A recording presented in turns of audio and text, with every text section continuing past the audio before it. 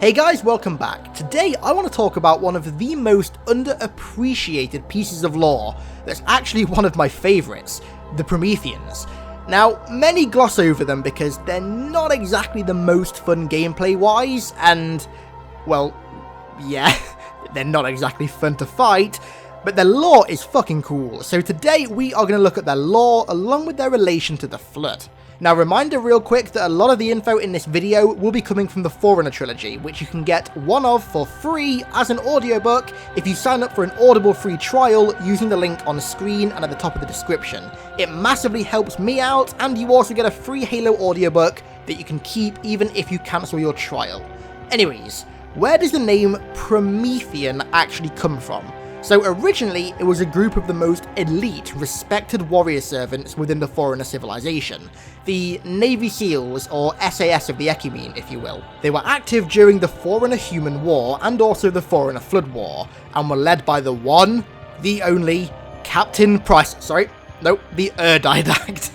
They were said to be so elite that they perceived reality in a different way from standard foreigners or ancient humans, and were capable of slowing down their visual perception of reality during combat, which allowed them to analyze encounters and counter the enemy in the most efficient way possible.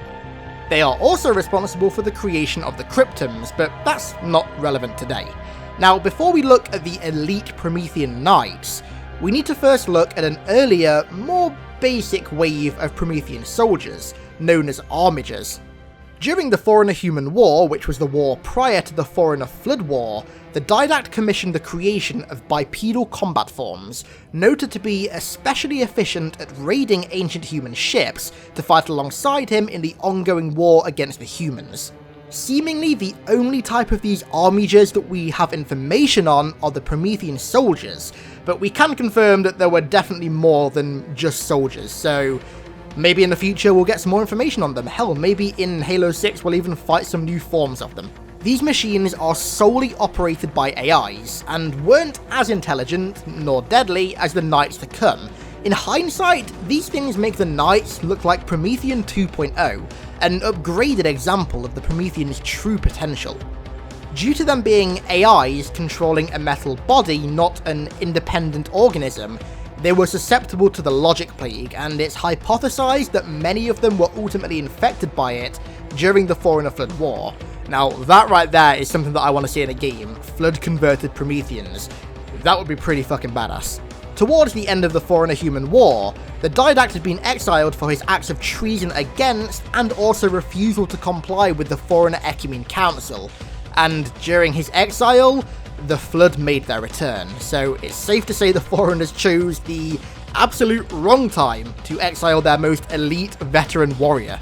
During the Didact's exile, the Forerunners were forced to mass-produce these Armature-class Prometheans, as they were woefully unprepared for the Flood's return, but sadly, they proved nowhere near as efficient as necessary in repelling the parasite. Organic Prometheans too were nowhere near as effective as need be, and when the Didact eventually returned from his exile in the middle of the war, he knew something more extreme had to be done. As elite as these warriors were, the Flood threat that was posed during the Forerunner Flood War was simply too great for any elite soldier, and considering that they were still organic biological beings, they were equally as susceptible to the Flood infection as any other warrior. An infection form could infect them exactly the same as any other Forerunner. This, combined with the Didact's madness that was inflicted on him by the Primordial's use of the Logic Plague, led the Didact to carry out a drastic, but arguably necessary measure towards the end of the war the Foreigners were losing.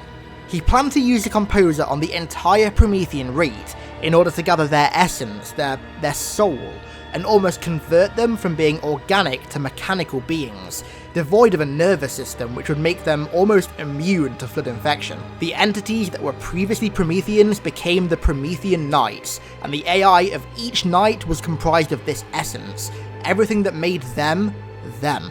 Although the limited number of previously Forerunner Knights proved extremely effective against the Flood, they still weren't enough. There were still far too many of them. This led the Didact to eventually take a Composer to Omega Halo, inhabited by hundreds of thousands of humans, and compose them all, against their will, to be used as Prometheans.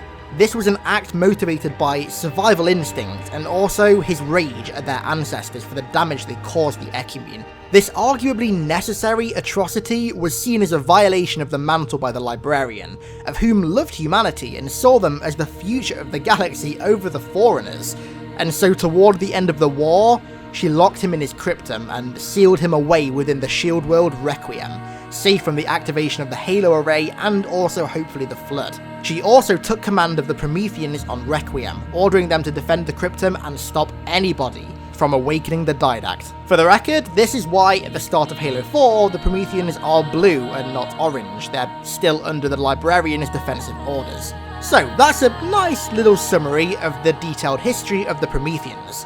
Of course, the Foreigners did technically end up losing the war against the Flood, but that doesn't mean that the Prometheans, and the Knights especially, weren't effective. So, why are they so effective against the Flood? I mean, they were purpose-built with the sole intention of fighting the Flood, so there's that, but their immunity to the standard infection procedures is arguably their most useful trait. It means that they have to be destroyed by the Flood to stop posing a threat to them, and considering how hard to kill the new Halo 5 Knight variant is, that wouldn't be easy. There's also the weapons they use. Now again, because they were built to counter the Flood, so were their weapons. The fact that Promethean weapons disintegrate targets once they've been neutralized negates the issue of combat forms being reanimated, and it's a lot easier than killing one and then going over to its body and either burning or destroying it. Promethean weapons kill and destroy at the same time. When the Flood do return, I seriously just hope that 343 bring the Didact back from the domain to command his Prometheans. Not only are they his creations that he built to defeat the Flood, he's also the most well-versed and experienced warrior in existence right now at fighting the Flood, and seeing him ally alongside Chief and Arbiter, arguably the second and third most well-versed, to fight a Flood outbreak bigger than anything anybody's ever seen before, would make for some fucking badass storytelling. I just still can't believe that the Didact was composed, even though it's been said numerous times that he can't be composed. That still absolutely baffles me, but anyways, that's it for today, guys. I've been wanting to make a video on the Prometheans for quite a while now, and considering we're still obsessing over the Flood at the moment, I thought it was kind of the perfect time. The two go hand in hand so damn well, and their histories are linked together more than anything in the Halo universe, so I figured it was the perfect time. Thanks a lot for watching, friendos, and I'll catch you in the next one.